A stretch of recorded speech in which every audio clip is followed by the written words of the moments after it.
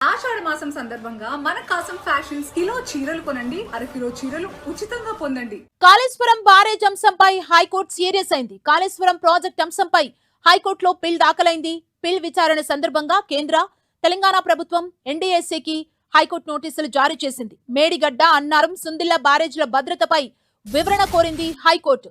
Kannepalli, Sundilla pump హౌజ్ల రక్షణ చర్యలపై నివేదిక ఇవ్వాలని ఆదేశాలు జారీ చేసింది. నీళ్లు సముద్రంలోకి వృధాగా పోతున్నా మరమ్మతులు చేపట్టలేదని పిటిషన్ దాఖలైంది. వాదనలను విన్న హైకోర్టు అన్ని పక్షాలకు నోటీసులు జారీ చేసింది. తదుపరి విచారణ ఈ నెల 21కి వాయిదా వేసింది.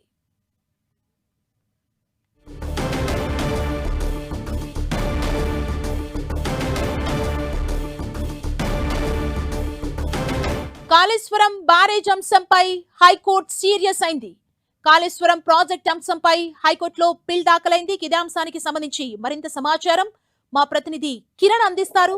కిరణ్, కాళేశ్వరం బ్యారేజీ విషయంలో కేంద్రానికి, తెలంగాణ ప్రభుత్వానికి ఎన్డీఎస్ఏకు హైకోర్టు నోటీసులు జారీ చేసింది. నీరు వృధాగా సముద్రంలోకి వెళ్తున్న మేడిగడ్డ పిల్లలు రిపేర్ చేయకుండా రాజకీయం చేస్తున్నారంటూ హైకోర్టులో న్యాయవాది పిటిషన్ దాఖలు చేశారు. కాళేశ్వరం ప్రాజెక్టు ను ప్రభుత్వం పట్టించుకోవట్లేదంటూ కూడా పిటిషన్ తన వాదనను వినిపించారు. దీనికి సంబంధించి పూర్తిగా ప్రభుత్వం విఫలమైంది. రైతుల ప్రయోజనం కోసం రాష్ట్ర ప్రభుత్వం మేడిగడ్డ పిల్లర్ను ఎన్డీఎస్ఏ రిపోర్ట్ ప్రకారం పూజించారని కూడా ఆయన ఆ పిటిషన్ లో పేర్కొన్నారు. దీనికి సంబంధించి వాదనలు విని ప్రాజెక్టులోని మేడిగడ్డ, అన్నారం, సుందిల్లా బ్యారేజ్ తో పాటు కన్నెపల్లి, సుందిల్లా పంప్ హౌస్ పై రక్షణ వివరణ ఇవ్వాలంటూ కూడా తెలంగాణ ప్రభుత్వానికి, కేంద్రానికి, ఎన్డీఎస్ఏకు సంబంధించిన అధికారులకు నోటీసులు జారీ చేసింది. తదుపరి విచారణ 21కి వాయిదా వేసినట్టుగా చెప్పింది. ఎందుకంటే ఇటీవల కాలంలో ఈ కాళేశ్వరం ప్రాజెక్టు బ్యారేజీల అంశానికి సంబంధించి కూడా ప్రతిపక్ష, అధికార పార్టీకి సంబంధించి కూడా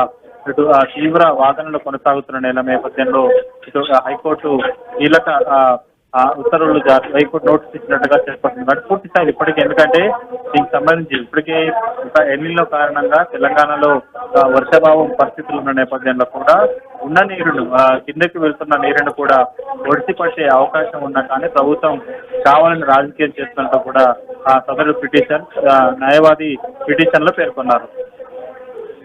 కిరణ్, అంటే ఇప్పుడు కేంద్రం, తెలంగాణ ప్రభుత్వం ఎన్డీఎస్ఏకు హైకోర్టు నుంచి నోటీసులు వచ్చాయి. ఒక సైడు వర్షాలు పడట్లేదు, నీటిని విడుదల చేయాలి, ఇందులో జాప్యం చేస్తుందంటూ నోటీసులు ఇచ్చారు. అంటే ఇప్పుడు ఎన్డీఎస్ఏ, తెలంగాణ ప్రభుత్వం, కేంద్రం వర్షన్ ఎలా ఉండబోతుంది ఈ నోటీసులపై?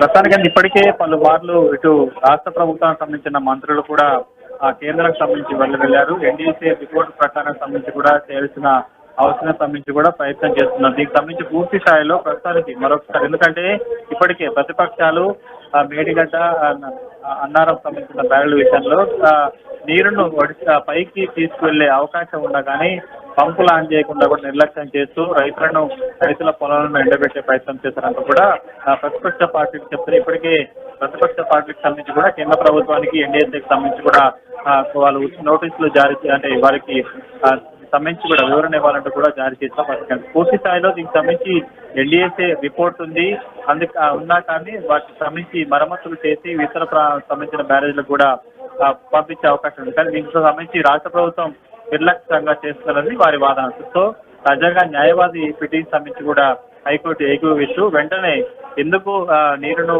లిఫ్ట్ చేయట్లేదు, వృధాగా పోతున్న నీరుని ఎందుకు తెలంగాణ రైతాంగం కోసం కొన్ని వేల కోట్ల రూపాయలకు సంబంధించి తెలంగాణ వారి రైతుల జీవనాడిగా ఉన్న కాళేశ్వరం ప్రాజెక్టు సంబంధించి ఎందుకు ఇంత నిర్లక్ష్యం చేస్తున్నట్టు కూడా చాలా సీరియస్ గా రియాక్షన్ పరిస్థితి కనిపిస్తున్నారు. పూర్తి స్థాయిలో దీనికి సంబంధించి కేంద్ర ప్రభుత్వం, రాష్ట్ర ప్రభుత్వం, ఎన్డీఎస్ఏ ఎట్లా రిప్లై ఇస్తుందో చూడాలి.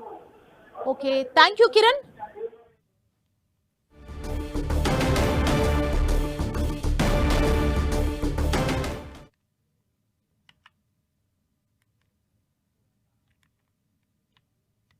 కాళేశ్వరం బ్యారేజ్ అంశంపై హైకోర్టు సీరియస్ అయింది. కాళేశ్వరం ప్రాజెక్ట్ అంశంపై హైకోర్టులో పిల్ దాఖలైంది. పిల్ విచారణ సందర్భంగా కేంద్ర, తెలంగాణ ప్రభుత్వం ఎన్డీఎస్ఏకి హైకోర్టు నోటీసులు జారీ చేసింది.